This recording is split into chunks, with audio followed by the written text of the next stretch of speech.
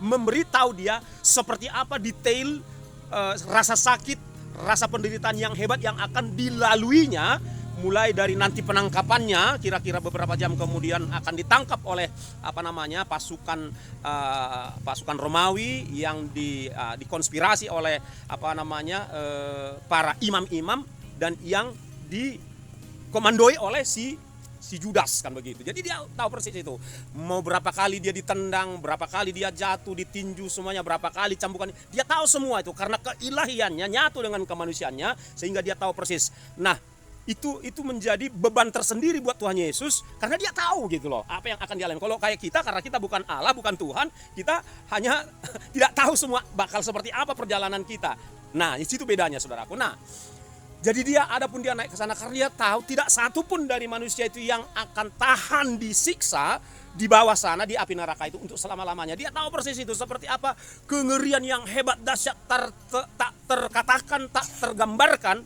Betapa sangat amat ngerinya, betapa sangat amat panasnya neraka itu. Ada yang menghitung bahwa kalau memang neraka itu adalah di tengah-tengah perut bumi ini, maka gini, panasnya itu saudara-saudara kira-kira 6.000 kali lebih panas dari matahari. Seperti itulah panasnya di sana. Jadi dia tahu itu seperti apa detailnya di sana, saudara-saudara. Lalu gara-gara itulah ya, gara-gara dosa manusia harus masuk neraka dan dia mau menghalangi manusia supaya nggak masuk neraka, makanya dia rela naik di kayu salib karena harus ada pengorbanan, harus ada darah yang tercurah, harus ada nyawa menebus nyawa manusia. Jadi luar biasa, memang betul-betul tak terselami kita lah ya. Tak terselami kita, betapa luar biasanya, betapa hebatnya. Kalau ada lagi kata hebat di atas hebat, itulah yang akan kita gunakan. Betapa hebatnya kasih Tuhan itu kepada kita, sampai dia mau yang dalam keadaannya adalah raja di atas segala raja, dia mau rela naik ke sana dan tergantung di sana, disiksa luar biasa di sana, saudaraku, untuk menyelamatkan kita. Nah, saya percaya setiap kita sudah mengalami kasih Tuhan.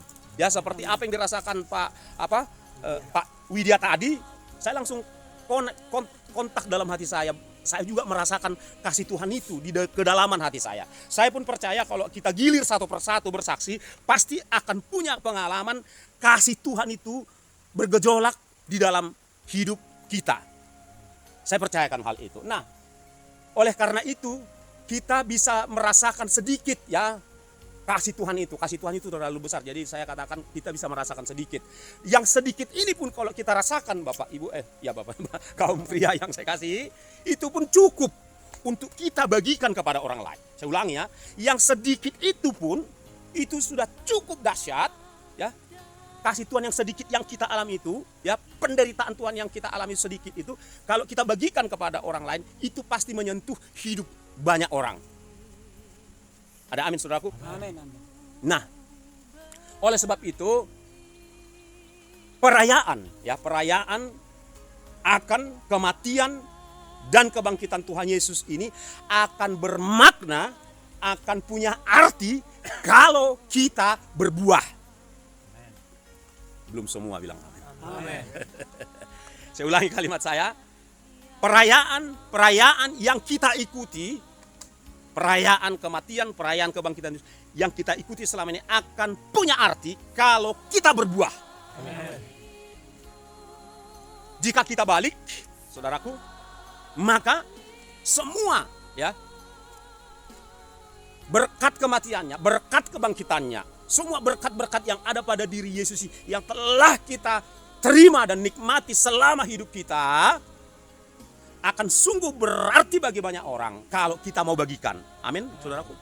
Tapi kalau kita tidak bagikan itu, maka kita menjadi laut mati.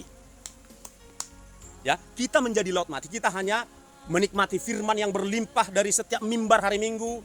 Kita hanya menikmati berkat perayaan Natal, kita hanya menikmati berkat perayaan Paskah.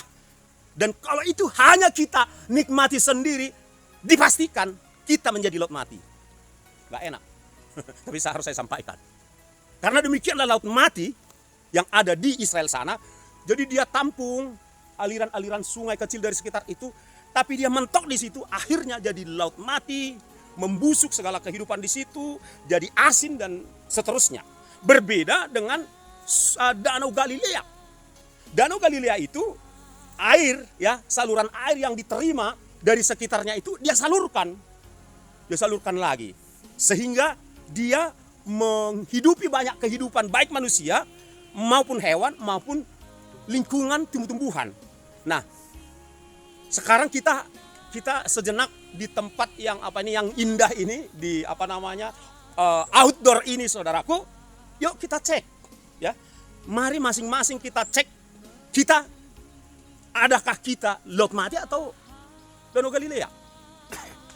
Saya nggak berani mendahului mengatakan saudara Laut Mati atau saudara Galilea. Saudara cek masing-masing.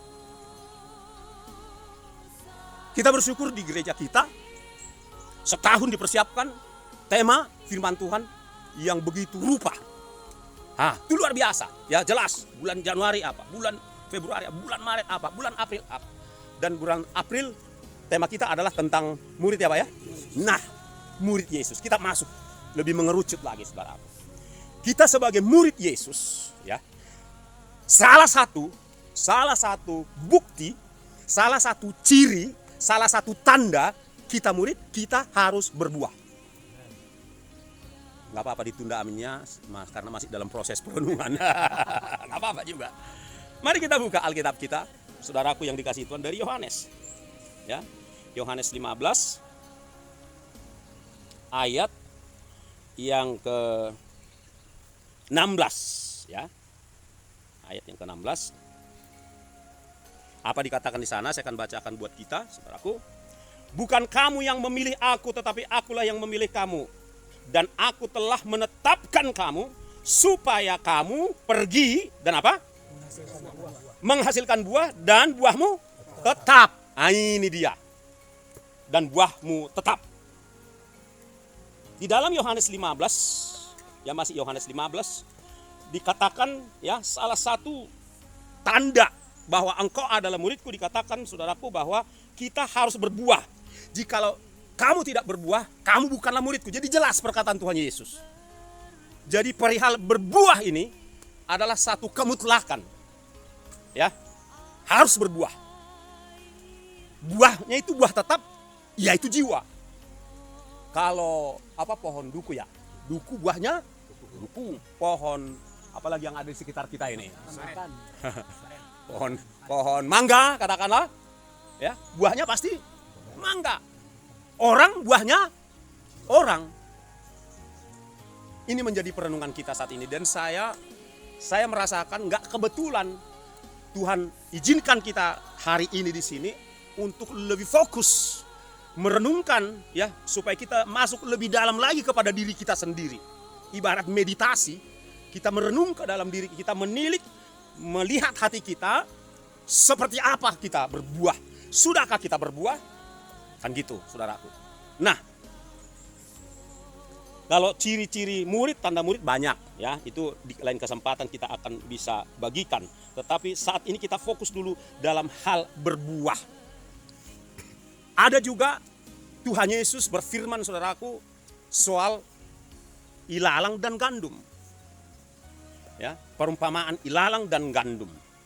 Bukan pendeta yang mengatakan ini, tapi Tuhan Yesus yang memberi perumpamaan bahwa ilalang dan gandum itu tidak ada di luar umatnya, itu ada di dalam umatnya, ada di dalam ladangnya. Bukan di ladang yang asing, tetapi di ladang Tuhan. Tapi di dalam ladang itu ada ilalang, ada gandum. Tampak sama dia, tampak dia serupa, ya. Pandang dari jauh antara gandum dengan ilalang itu sama. Tapi ketika kita bisa lebih dekat mengamatinya, akan jelas juga perbedaannya. Yang gandum berbuah, yang ilalang nggak ada buah.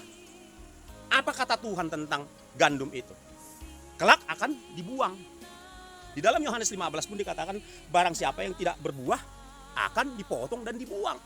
Jadi ini jelas, tidak spekulatif. Jelas, saklek, Bapak Ibu, saudaraku, kaum pria, jelas ini. Jadi kita sedang berperkara dengan kejelasan firman yang Yesus ucapkan kepada murid-muridnya. Nah, menjadi perenungan bagi kita sebagai murid, kita menjadi saksi. Benar, Kisah Rasul 1 ayat 8 mengatakan, kamu adalah saksiku. Kita semua sudah menerima kuasa itu. Setuju, ya? Kita semua sudah menerima kuasa itu. Tapi pertanyaan bagi kita, adakah kita sudah menggunakan kuasa itu menjadi saksi? Di Yerusalem, di sekitar rumah tetangga kita, sudahkah kita menjadi saksi? Kepada orang-orang di luar lingkaran pertama, ya, sudahkah kita menjadi saksi? Kemudian Yesus di dalam kitab terakhir dari Matius dikatakan, pergi dan menghasilkan buah. Kan begitu, harus pergi. Sudahkah kita pergi dan memberitakan Injil? Ya kan? Markus 16 ayat 16 berkata, pergi dan beritakanlah Injil kepada semua manusia. Ini menjadi perenungan serius buat kita. Sudahkah kita pergi memberitakan Injil? Yesus juga mengingatkan murid-murid ketika ada domba yang terhilang. Yesus di dalam perumpamaan itu lebih memilih meninggalkan sementara yang 99 yang sudah aman dan mencari satu yang terhilang.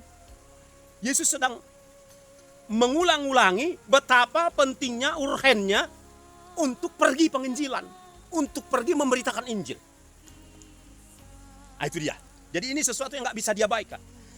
Juga kita harus memahami konsep Alkitab bahwa gereja panggilannya terdiri dari 3 bagian. Satu koinonia, yaitu ibadah-ibadah, pemuritan ke dalam dan seterusnya, persekutuan ke dalam. Yang kedua, marturia. Martir. Kata martir lahir dari kata marturia. Martir enggak semata-mata mati martir. Tapi martir artinya bersaksi, keluar. Itu dia. Jadi yang koinonia itu ke dalam. Yang keluar itu marturia. Outreach, menjangkau keluar. Itu tugas kedua. Tugas yang ketiga, koinonia. Membagikan kasih ke dalam dan keluar. Diakonia. Ya, diakonia, terima kasih. Yang pertama, koinonia hanya ke dalam. Yang kedua, marturia hanya keluar. Dan yang ketiga, ke dalam dan keluar. Itulah konsep Alkitab panggilan gereja. Bahwa kemudian ini diterjemahkan dalam berbagai bentuk dan cara. Tetap dia hanya bagian daripada 3 besar ini, saudara-saudara. Marturia bisa dalam bentuk apa saja, melalui pekerjaan kita marturia di sana, melalui bisnis, melalui istilah kerennya marketplace dan segala macam itu. Tapi hanya 3 tugas gereja sepanjang masa.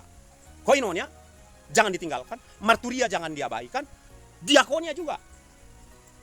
Kalau yang 3 ini dilakukan oleh gereja, oleh orang Kristen, maka sehatlah gereja itu. Tapi kalau hanya salah satu yang dilakukan, tidak sehat, walaupun tampak sehat. Serius. Itu sebabnya, salah satu contoh, banyak konflik, gesekan terjadi di dalam sebuah gereja, kalau jemaat itu hanya di dalam saja. Jadi hanya menyoroti kekurangan, kelemahan setempat gitu.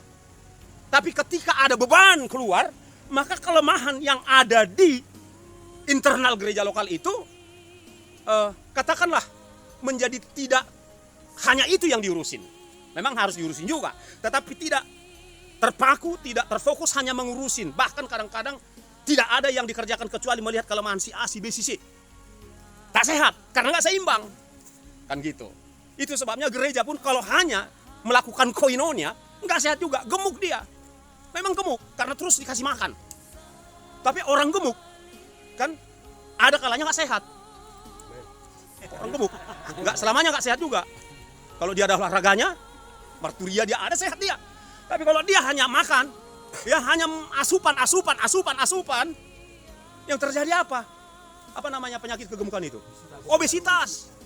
Kalau sudah obesitas rohani, muncul berbagai penyakit. Serius, ya, diabetes rohani, ya kan? Apalagi kolesterol rohani, asam urat rohani. Dan seterusnya, ini serius punya. Nggak bisa diabaikan ini, saudara-saudara. Itu sebabnya gereja harus membagi porsi. Kalaupun gereja-gereja lokal tidak memprogram yang 3 ini, kita pribadi-pribadi harus inisiatif. Ada amin, saudaraku? Amin. Harus inisiatif melakukan 3-tiganya supaya berbuah. Kapan, tanpa maksud hanya ini, kapan Pak Ira terakhir bersaksi atau menuntun orang terima Yesus? Pak Iren. Sudah lama, pengakuan yang jujur. Pak Kesia, kapan terakhir bersaksi? Entah itu ke Kristen, entah itu ke non-Kristen. Bersaksi dulu. Oke, puji Tuhan. Menuntun orang terima Yesus. Kan? Saya kira nggak usah saya cek satu persatu, pasti jawabannya sama. Jadi sekarang kita sedang dibangunkan. Kalau mau sehat, tiga-tiganya harus dilakukan. Kalau tiga-tiganya, gairah kita pun berbeda. Apinya itu berbeda. Ya, jadi jangan hanya satu. Ketika kita lakukan satu, udah aman. Sudah aku lakukan. Aku udah terlibat dalam koinonia saja, enggak. Penginjil, semua penginjil, karena perintah untuk menginjil belum ada. Efesus 4 ayat 11. Sudah ada perintah menginjil. Belum ada jawatan itu kan, 5 jawatan itu belum ada. Tapi Yesus sudah mengatakan sebagai murid harus pergi menginjili. Sebagai murid harus berbuah. Saya tidak mengatakan saya lebih dari saudara-saudara, enggak. Tapi saya terus mengingatkan diri saya, bahkan istri pun terus saya dorong. Selain kita terlibat dalam gereja lokal kita, selain kita aktif di sana, kita harus selalu gunakan kesempatan untuk bersaksi. Dari bersaksi menginjil. Itu yang terus saya dorong kepada istri. Banyak kesempatan kok ketika kita berdoa, Tuhan, pertemukan kami dengan jiwa-jiwa untuk kami injili. Menyembuhkan, menyucikan, bahkan mati, tebus nyawaku, kubur kosong membuktikan Yesus hidup. Katakan anak Allah. Anak Allah, Yesus namanya, menyembuhkan, menyucikan, bahkan mati, tebus nyawaku, kubur kosong membuktikan Dia hidup. Hey, Dia hidup. Ada hari esok, sebab Dia hidup. Ku tak gentar, karena ku tahu Dia pegang hari esok. Hidup jadi berarti sebab Dia hidup. Sebab Dia hidup. Ada hari esok. Sebab Dia hidup. Ku tak gentar, karena ku tahu Dia pegang hari esok. Hidup jadi berarti sebab Dia hidup. Hidup jadi berarti sebab Dia hidup. Hidup jadi berarti sebab Dia hidup. Haleluya. Tahukah saudaraku,